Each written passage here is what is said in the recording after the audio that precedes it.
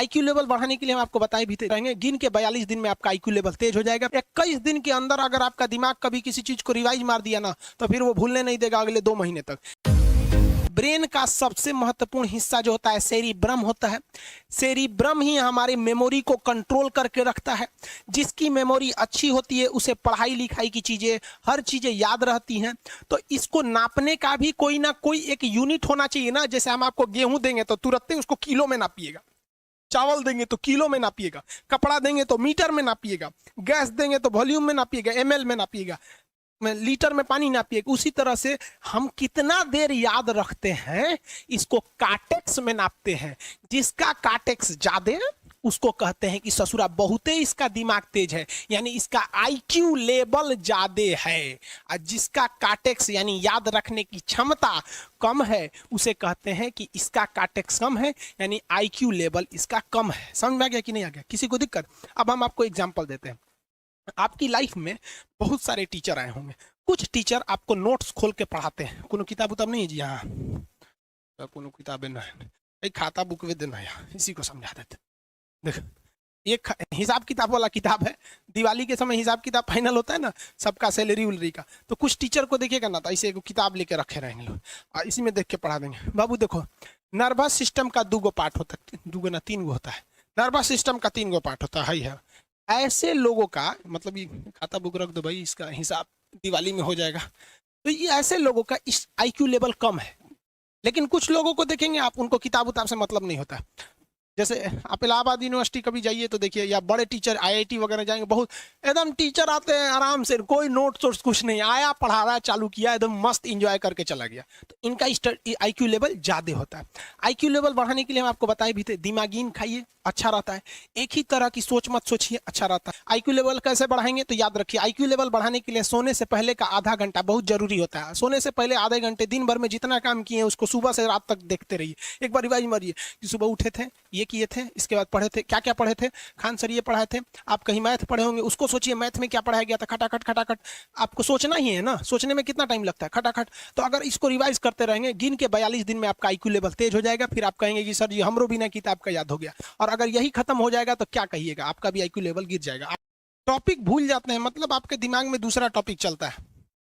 आप लाइफ में किसको किसको आई लव यू बोले हैं, कभी भूले हैं? नहीं। कौन कौन आपको मारा है या कुछ उल्टा सीधा बोला है, नहीं भूलते।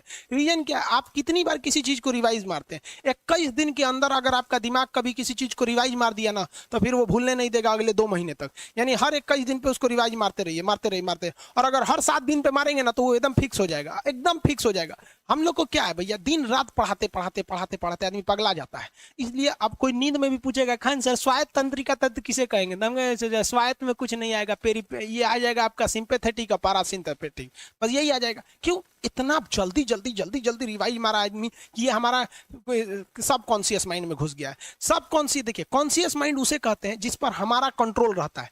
जैसे हमसे कोई पूछेगा कि आप भी अगर पूछेंगे कि खान सर जो 1 हफ्ता क्लास नहीं लिए थे कहाँ थे, तो हम सोचने लगेंगे ये स्टूडेंट है, इससे हर बात क्या बताएगा आदमी कि किस डॉक्टर के पास थे, कहाँ गए थे। नॉर्मल बोल देंगे बाबू थोड़ा सा मेडिकल हेल्थ इशू था इसलिए चले गए। लेकिन अगर मम्मी पापा पूछेंगे तो उनसे हर चीज बताएंगे। तो जो चीज हमारे कंट्रोल में नहीं रहता है वो उसे क्या कहते हैं, सब कॉन्शियस माइंड। जैसे कोई हमारा नाम पूछेगा, खटाक से बता देंगे खान सर, समझ में आ गया कि नहीं आएगा? ओरिजिनल नाम तो आपको भी नहीं बताते हम लोग यहाँ पे। तो सब कॉन्शियस माइंड में घुसा दीजिए जो चीज। जैसे आप स्टेशन पे उतरिए या बस स्टैंड पे उतरिए, अपने घर जाने के लिए कभी रास्ता याद किए हैं? हाँ, इसके बाद दाहिने मुड़ना है, बाएं मुड़ना। आप फोन पे बतियाते भी चले जाते हैं। तो जब कभी किसी चीज को बहुत बार रिवाइज मार देते हैं तो वो चला जाता है सब कॉन्शियस माइंड में, फिर आपको याद करने की जरूरत नहीं है। सपना कैसे आता है? जब आपकी नींद अच्छी नहीं होती है तब। नींद प्रॉपर लिया कीजिए, नींद में कोई कमी नहीं आनी चाहिए। आप जिस दिन बहुत ज्यादा थके रहेंगे उस दिन कोई सपना नहीं आता है। हम लोग का जब ऑफलाइन क्लास रहता था, सुबह 7 बजे से रात 9 बजे तक पढ़ाता था आदमी, जो ने करवट सोता था उधरे उठ जाता था, सपना का नाम ही नहीं आता था। समझ में आ गया कि नहीं? जब भी आपके बॉडी में ऑक्सीजन की कमी आएगी वो चीज दर्द करने लगेगा। जैसे आप दौड़ेंगे तो आप सांस ज्यादा नहीं ले पाते, ऐसे लेते हैं तो बॉडी में सांस नहीं पहुंच पाता और हाथ पैर में आपके लैक्टिक एसिड जम जाता है, जिसलिए दर्द करने लगता है। तो जब कभी भी मेहनत करने लगेंगे या फिर दब हो जाएगा तो ब्रेन दर्द करने लगता है। दूसरा, कोमा क्या होता है? ब्रेन हमेशा वर्किंग करते रहता है। अगर वो रेस्ट में चला गया तो उसी को कोमा कहते हैं। अब परमानेंटली रेस्ट में चला गया तो मरिए जाएंगे। बेहोशी में क्या होता है कि ब्रेन और स्पाइनल कॉर्ड का संपर्क टूट जाता है। ब्रेन और स्पाइनल कॉर्ड का संपर्क टूट जाता है तो उसी को क्या कहते हैं, बेहोश हो गया है। पानी उनी छिड़केंगे ना तो स्पाइनल कॉर्ड में उसमें संपर्क जुट जाएगा। लेकिन ब्रेन और स्पाइनल कॉर्ड काम ही नहीं कर रहे हैं तो कोमा में चले गए। कोमा को हाफ डेथ कहा जाता है, आधा मरा हुआ व्यक्ति है। जो व्यक्ति कोमा में चला जाता है ना, कोई जरूरी नहीं है कि वापस आएगा ही आएगा। लेकिन बेहोश है तो कोई दिक्कत नहीं, पानी फेंकिए मार देगा। उसको कहते हैं लोग बिहार में, लोग दांत लग गया, फीट मार दिया, पानी फेंकिए सही हो जाता है।